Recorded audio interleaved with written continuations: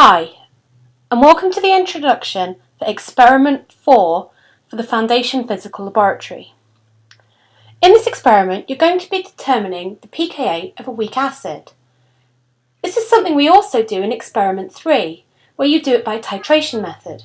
But in Experiment 4, we're going to be doing it by a conductivity method. So, what do I mean by conductivity?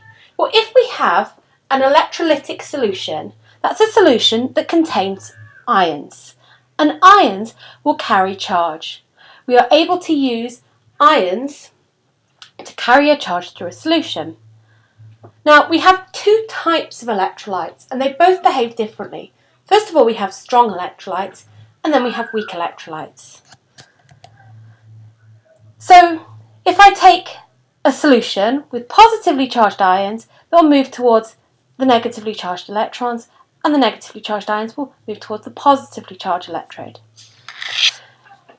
Now, how does this help me? Well, if I consider a strong electrolyte, this would be something like sodium chloride.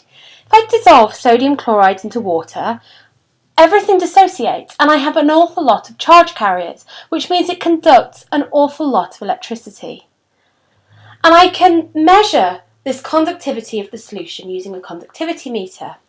But what we find is it's actually a little bit more complicated than that, because the amount of conductivity depends upon the concentration of those charge carriers. Now, there's a reason for this, and I'm not going to go into too much detail here, but it's basically because a solution is not ideal. So we've spoken about the ideal gas equation in some of your lectures already. This is where we say there's no interactions between the molecules. And when we have ions in solution, there are interactions between the molecules. It's no longer ideal. And because of this, we find that there is a concentration dependence. So the conductivity depends upon the concentration.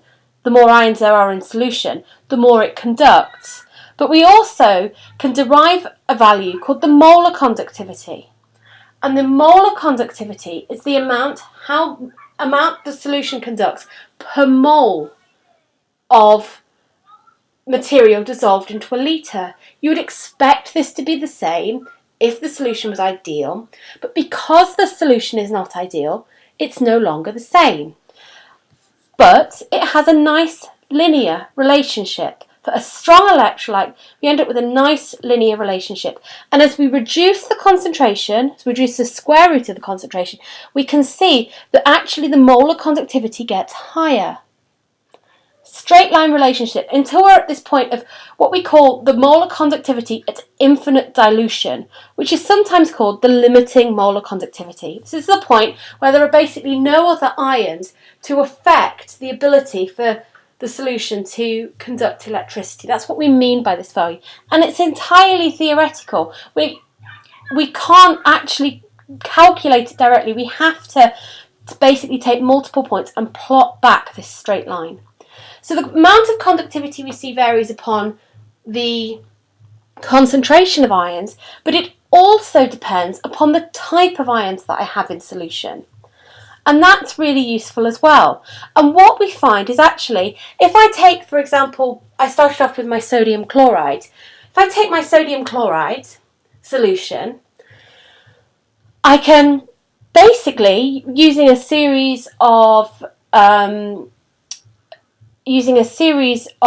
simultaneous equations, I can basically work out how much a sodium ion conducts. I can never have a solution that just contains sodium ions, but by using simultaneous equations, I can work that out. And that's what this equation here is showing. It basically says that the total molar conductivity of something is made up of the conductivity of my cations, my positively charged ions, and my anions, my negatively charged ions. So if I know what it is for sodium, and if I know what it is for chloride, I can work out what it is for sodium chloride. Now this becomes really, really useful, because what we'll find is it's not so simple when I have a weak electrolyte. That nice straight line I see for a strong electrolyte isn't the same for a weak electrolyte. So, what do I mean by a weak electrolyte? Well, I mean something that only partially dissociates in solution.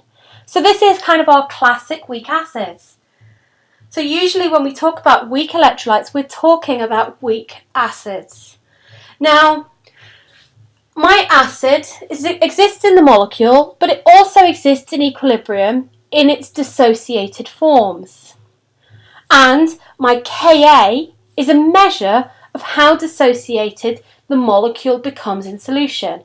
If the Ka is very big, then it dissociates very easily in solution. If the Ka is very small, then it dissociates far less easily in solution. So how does this affect my conductivity? Well, now, if I put it into solution, because this is an equilibrium, if I change the concentration of it, I change the amount of dissociation. And so instead of it being a nice straight line, what I see is actually a much sharper curved line. Now, this curved line means it's very, very difficult for me to be able to work out the limiting molar conductivity of a weak electrolyte directly. So in this experiment, we're measuring the limiting molar conductivity of a weak acid, but we can't do that directly. So we're going to have to do a little bit with those simultaneous equations. Now, how does this actually help me to measure the pKa of this acid? I've said it now becomes very difficult for things to happen because the amount of dissociation depends upon the amount of the concentration of the material in my thing, and that affects the conductivity. But we can use some very, very basic rules of what's going on in order to work that out. So here's a typical kind of dissociation of a weak acid. So if I imagine I've got this weak acid, I've just called it HA. So my A is any kind of acid group. So my H is my proton, that's the bit that's coming off. The acetate is the conjugate base. So here, if I say that my initial concentration of HA is C, initially I have no H+, I have no A-. So if this goes to completion, I would have no HA and I would have CH+ and Ca-. But at equilibrium, a fraction of it, which we call alpha, dissociates into H+ and A-, and that means I've got 1 minus alpha C left of the HA. Now, what we find is that this value alpha, this degree of dissociation of my weak electrolyte, is related to my molar conductivities. So if I know my limiting molar conductivity and I know my measured molar conductivity, I know my degree of dissociation of my acid. And just using a little bit more maths, I'll be able to use my degree of dissociation, alpha, in order to determine the Ka of my weak electrolyte. Hopefully that gives you an idea of the basics of what's going into this experiment. If you have any further questions, please ask your demonstrators whilst in the lab.